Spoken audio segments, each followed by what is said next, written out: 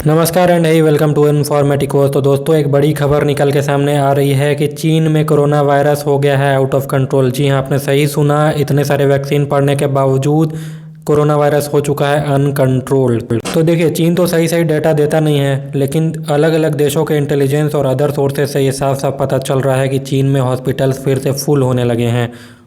और ये सब तब हो रहा है जब पिछले 2 साल से लगातार जीरो कोविड पॉलिसी के तहत चीन में लगातार खतरनाक स्तर का लॉकडाउन लगाया गया था।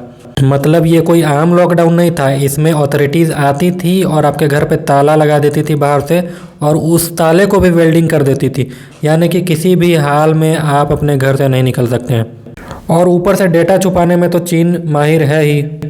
अब इतने खतरनाक लॉकडाउन के बावजूद यदि कोरोना इस स्तर पर फैल रहा है, इसका मतलब साफ साफ है कि चीन की वैक्सीन एकदम इनइफेक्टिव निकली। खैर, दोष हम लोग सिर्फ चीनी वैक्सीन को नहीं दे सकते हैं, केस तो जापान और अमेरिका और फ्रांस में भी फैल रहा है। इसका मतलब साफ साफ है कि हमें फिर से सतर्क हो जाने की आवश्यकता है।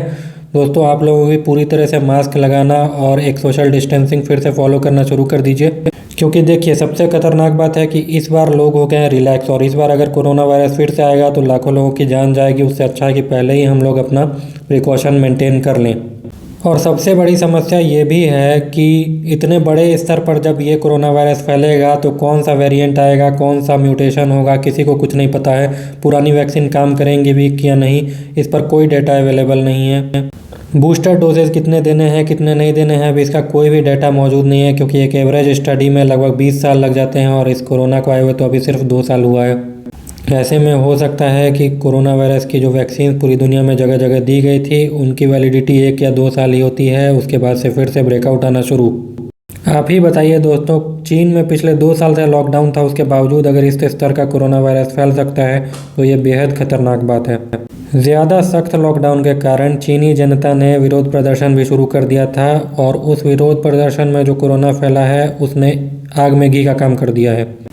साथ ही आपको बता दूं कि भारत सरकार भी पूरी तरह से सतर्क हो चुकी है और गाइडलाइन जारी कर दिया है कि हर सैंपल का अब जीनोमिक एग्जामिनेशन भी होगा। मतलब साफ है कि भारत सरकार अब कोई रिस्क नहीं लेना चाहती है। यदि अगर कोई नया वेरिएंट आएगा तो उससे भी टकराने के लिए भारत सरकार पूरी तरह से तैयार है।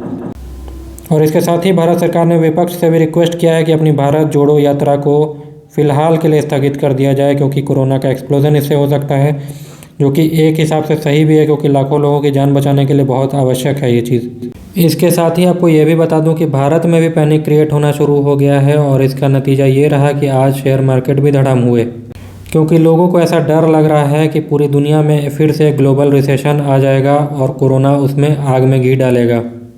ऐसे में जब पूरी दुनिया में ही पहले से ही इन्फ्लेशन हाई है और मंदी की पूरी संभावना है, और ऊपर से ये कोरोना आकर के पूरी दुनिया में लॉकडाउन लगवा दे, तो इकोनॉमी का क्रैश होना लगभग तय मान लीजिए।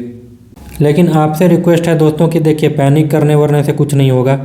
सबसे इम्पॉर्टेंट है प्रिकॉशन। आज का आज आप लोग मास्क वापस से पहनना शुरू कर दीजिए और सोशल डिस्टेंसिंग मेंटेन करना शुरू कर दीजिए, और जैसे सैनिटाइज़र का इस्तेमाल कर रहे थे वापस से शुरू कर दीजिए। बाकी और कुछ आपके हाथ में नहीं है, क्योंकि एविडेंस से यही लगता है कि कितना भी कठोर लॉकडाउन लगा लो, कोरोना को फैलने का एकमात्र रास्ता है और वो है सोशल डिस्टेंसिंग।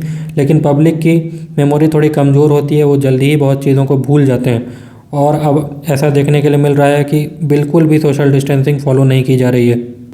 ऑल्दो जो भारत में बनी हुई वैक्सीन थी वो काफ़ी इफेक्टिव साबित हुई थी, और भारत में अभी 150 से ज़्यादा केस कहीं भी रिपोर्ट नहीं किए गए हैं, कल की डाटा मैं बता रहा हूँ आपको। लेकिन फिर भी सतर्क रहने में ही भलाई है। दोस्तों, आगे की अपडेट के लिए भी इस चैनल को सब्सक्राइब कर लीजिए, लाइक करिए, कमेंट करिए और शेयर भी करिएगा। साथ साथ नोटिफिकेशन का भी बटन दबा दीजिए, ताकि आगे भी आप लोगों को हर तरह की न्यूज़ जो कि आपके लिए इम्पोर्टेंट है वो आपको मिलती रहेगी। साथ ही साथ कई तरह की इन्फॉर्मेशन भी इस चैनल पे मिलेगा। दोस्तों, चैनल अभी छोटा है, इस पर मत जाइएगा, सब्सक्राइब जरूर कर दीजिएगा। हर तरह की इन्फॉर्मेशन इस पर आपको मिलती रहेगी। जय हिंद, अपना ख्याल रखिए।